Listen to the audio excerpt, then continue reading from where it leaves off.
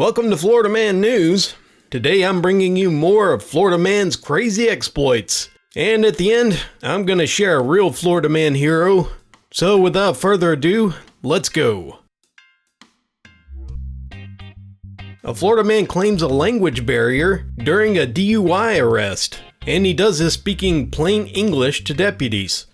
A 29-year-old Florida man reportedly agreed to a DUI test, explaining to deputies that he came from a restaurant. He attempted several times to walk away and urinate in the bushes before deputies intervened. According to the arrest report, throughout the entire incident, he kept saying out loud, "This is stupid," while attempting the field sobriety. They handcuffed him, then he suddenly claimed that he did not know English. When it was time to take the breathalyzer test, he ignored this, continuing the claim that he didn't know English. One of the deputies, knowing Spanish, humored him, yet he ignored the request. So they took him into custody, and now he's facing charges of DUI. A Florida man dresses up like Rambo, shoots up a bar, then gets his butt kicked. A Florida man with an Uzi-style assault rifle with ammo and 2 hunting blades came in wearing a bandana before challenging patrons and getting beat up by 2 burly Slavic men. The 37-year-old Florida man apparently didn't enjoy his evening at the bar, leaving at some point and returning all decked out in Rambo gear. This was shortly after 11 p.m. Then he challenged several patrons to a battle. Well, the 2 patrons came up. One of them grabbed the barrel of the gun, where he shot 2 or 3 rounds into the floor. They were able to take the gun away from him, but not before being stabbed a few times. Eventually, they got him down on the floor and knocked him out cold. The 2 guys with obvious Russian names looked and sounded tough, which their names also suggested. One of them explained, "The next thing I knew, I was jumping on his gun." And he was explaining this as if talking about folding laundry. He continued saying that he got 1 shot off and stabbed him in the face with his knife. And there was a lot of blood. The Florida man was arrested and he's facing several charges. Deputies arrest a Florida man after shooting himself and lying about it. The police arrived at a local hospital after they reported a man being shot in the leg. He told them that him and his girlfriend was at a boat ramp when 2 black men pulled up. They tried to rob them, and one of them shot him in the leg. During the deputies' investigation, the evidence didn't match up with his story. After seizing a cell phone and that of his girlfriend, they saw incriminating evidence from a photo taken a few days earlier of him holding the same gun that he described being shot with. After confronting him, he admitted that he shot himself and that he tossed the gun in the water. He was later arrested and charged with making false reports to law enforcement, possession of a firearm by a convicted felon, and tampering with evidence. A man leaves a funny legacy for his son that leaves a deep impression. A Florida man died later this year and left his son with an unusual legacy. The story behind this legacy goes back to 1948 in Clearwater, Florida, back when the town was only 1,500 people. One morning, a beachgoer discovered some strange 3-toed footprints in the sand. They continued for 2 miles, and then eventually disappearing back into the surf. It appeared to have a stride of 4 to 6 feet, and soon the mysterious tracks appeared on other beaches. Local newspapers began to run photos of patrolmen squatting down next to the footprint, looking baffled. Are the tracks really those of some weird, gigantic animal? A water-dwelling monstrosity that time forgot? A Times article asked. The public reaction was split between barricading their doors in panic and puzzled skepticism. Well, it attracted the attention of a New York zoologist named Ivan Sanderson, who coined the term cryptozoology. After spending 2 weeks investigating old 3 toes, interviewing witnesses, and examining plaster cast, he came to the conclusion that this could not be a hoax. As a matter of fact, he claimed to have seen it himself while flying over Florida. He claimed that old 3 toes was a grayish yellow, 12 foot long, with large, flipper-like arms, and made big waves, kicking with powerful legs. So what was it?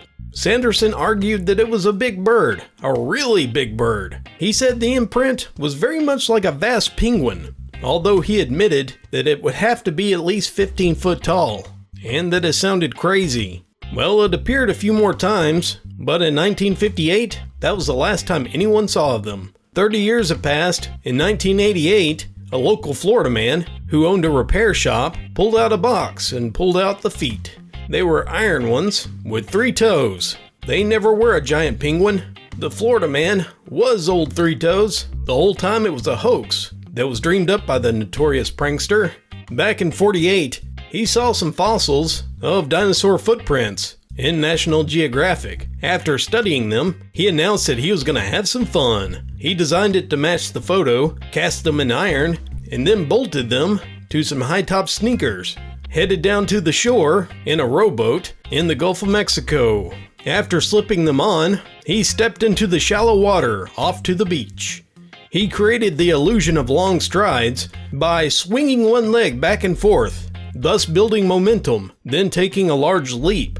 Each foot weighed about 30 pounds. What Sanderson actually claimed to see is undetermined. Local Florida man accused of lighting his underwear on fire in a Starbucks. A Florida man is charged with arson after allegedly lighting his underwear on fire in a Starbucks. Police say that the 58-year-old Florida man is charged with 1 account of arson. After the incident at the coffee shop, witnesses told police that they saw him go into the bathroom and remain for a long time. Then employees began to smell smoke. They checked on him as he was exiting the restroom. They found the burning pair of underwear, and another witness told them when they went in, they saw the Florida man with the underwear and the floor covered in feces. The employees alerted the officers, who was already in the parking lot. They apprehended the Florida man and found a lighter in his pocket. Well, at least he cleaned up the feces, right? A Florida teen runs into a burning home and saves a family. A 19-year-old Florida man was outside his family's home when his mother, who was standing in the kitchen, began to hear her granddaughter scream from the other room. I ran to the room and I see the fire. I called my husband and frantically told him. Then I called to my son and said the same thing. The Florida man, Ofonso Henry, did not waste any time. He ran into the burning building. As a matter of fact, he did it so quickly that he lost a shoe. He did this regardless of the flames that were spreading and intense, and he didn't slow down. He came out with the 2 infants and ran back in after he saw his father was still inside. Once he brought him out, he collapsed to the ground. He told officials that he kept repeating to himself just to get the kids out, and he said he did not feel a thing. Once it was over, he was fighting smoke inhalation and bad burns. Not to mention, he was in a lot of pain. It was also said that he wouldn't have done anything differently if he had another chance, and he didn't consider himself a hero because he would do it again, and again. Actually, I think that's the very definition of a hero. Everyone involved was taken to the hospital, only suffered some smoke inhalation and some burn injuries, but everyone's expected to be okay. Thank you all for joining me for this edition of the Floridaman News. Florida is such a magical place.